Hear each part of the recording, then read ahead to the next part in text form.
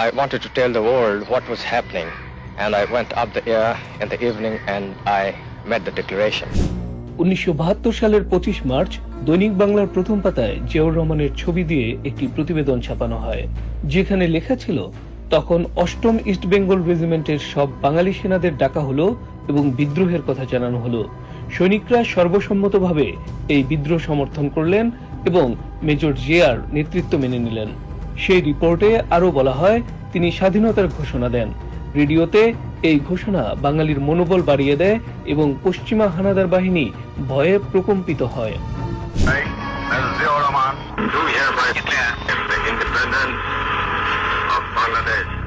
1972 সালের 26শে মার্চ দৈনিক বাংলায় জিয়ার সাক্ষাৎকার ভিত্তিক একটি প্রতিবেদন প্রকাশ করা হয়, যার শিরোনাম ছিল, সেদিন চট্টগ্রামে যেমন করে স্বাধীনতার লড়াই শুরু হয়েছিল। প্রতিবেদনে বলা হয়, মেজর জিয়াকে জানানো হলো পাকিস্তানিরা গোলাগুলি শুরু করেছে, আপনি এখন কি করবেন? মেজর জিয়া নির্দেশের গলায় বললেন, we revolt. Pakistani commanding officer জানজুয়াকে গ্রেফতার করে 16 শহরে নিয়ে যান জিয়া।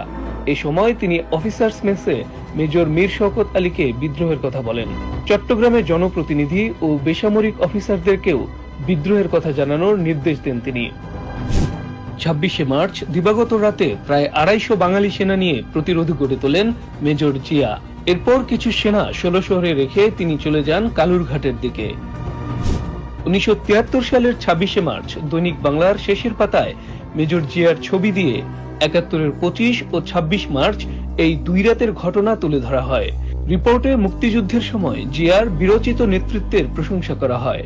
পত্রিকাটি জিয়াউর রহমানের নিজের স্মৃতিচারণমূলক একটি লেখাও আলাদাভাবে প্রকাশ করে। 1974 সালেও একই প্রতিবেদন প্রকাশ করা হয়, জিয়ার ভিন্ন একটি ছবি ব্যবহার করে। পাকিস্তানিদের বিরুদ্ধে জিয়াউর রহমানের কঠোর অবস্থান সে সময় বেশ আলোচিত ছিল ভারতীয় সেনা অফিসারদের মাঝেও। রণধীর সিং এর লেখা the military biography of lieutenant general Sagat Singh বইতে উল্লেখ রয়েছে, 27 মার্চ 1971 8ম ইস্ট বেঙ্গল রেজিমেন্টের সেনারা মেজর জিয়ার নেতৃত্বে বিদ্রোহ শুরু করে এবং পাকিস্তানি কমান্ডিং অফিসার ও তার সহচরদের হত্যা করে। লেফটেন্যান্ট জেনারেল সাগত সিং এর বয়ানে বইটিতে আরো উল্লেখ করা হয়, 8ম ইস্ট বেঙ্গল রেজিমেন্টের নেতৃত্বে ছিলেন জিয়াউর রহমান, যিনি ছিলেন দারুণ কারিশমাটিক ও আইডিয়ালিস্টিক লিডার। মুক্তিযুদ্ধের 26শে জুন মেজর জিয়াউর রহমানকে সেক্টর কমান্ডার করে গঠিত হয় 11 নম্বর সেক্টর। 7ই জুলাই প্রথম, তৃতীয় ও 8ম ইস্ট বেঙ্গল রেজিমেন্ট এবং দ্বিতীয় ফিল্ড আর্টিলারি নিয়ে গঠিত হয় জেড ফোর্স ব্রিগেড। এই ব্রিগেডের কমান্ডার ছিলেন মেজর জিয়াউর রহমান। মুক্তিযুদ্ধের সময় জিয়াউর রহমান বিখ্যাত সব যুদ্ধের নির্দেশনা ও পরিকল্পনা করেছিলেন। এর মধ্যে উল্লেখযোগ্য হচ্ছে কামালপুরের যুদ্ধ। পাকিস্তানি সেনাবাহিনী কামালপুরের সীমান্তে একটি সামরিক ঘাঁটি গড়ে তোলে। জামালপুর, টাঙ্গাইল ও ঢাকাকে সংযোগকারী কামালপুরের অবস্থান যুদ্ধের কৌশলগত কারণে বেশ গুরুত্বপূর্ণ ছিল। 31 জুলাই দিবাগত রাত 3টার দিকে প্রথম ইস্ট বেঙ্গল ব্যাটালিয়ন নিয়ে পাকিস্তান সেনাবাহিনীর ঘাঁটি থেকে প্রায় 11 থেকে 1200 গজ দূরে অবস্থান নেন মেজর জিয়া। তখন মুষলধারে বৃষ্টি হচ্ছিল। হালকা কামান ও হেভি মেশিন গান সহ টিলায় ছিলেন জিয়া এবং জিয়ার অবস্থান থেকে কামানের গোলাবর্ষণের মাধ্যমেই যুদ্ধ শুরু হয়। যুদ্ধে প্রথম ইস্ট বেঙ্গলের 30 জন শহীদ হন, অন্যদিকে 50-এর বেশি পাকিস্তানি সৈন্য মারা যায়। কামালপুরে এই সম্মুখ যুদ্ধ শতভাগ সফল না হলে এটা পাকিস্তানি সৈন্যদের মনোবলের উপর ছিল বড় ধরনের ধাক্কা। এই যুদ্ধের মাধ্যমে মুক্তিবাহিনী একটা বার্তা দেয় যে তারা এখন কেবল গেরিলা যুদ্ধ নয়, প্রয়োজনে সম্মুখ যুদ্ধেও পাকিস্তান সেনাবাহিনীর সঙ্গে সমান তালে লড়তে সক্ষম। জেড ফোর্সের প্রথম ইস্ট বেঙ্গল রেজিমেন্ট ঘাঁটিটি দখলের জন্য 4 বার সরাসরি যুদ্ধ হয়। 31 জুলাই প্রথমবার, এরপর 22 অক্টোবর ও 14 নভেম্বর এবং শেষ হয় 4 ডিসেম্বর পাকিস্তানি বাহিনীর আত্মসমর্পণের মধ্য দিয়ে।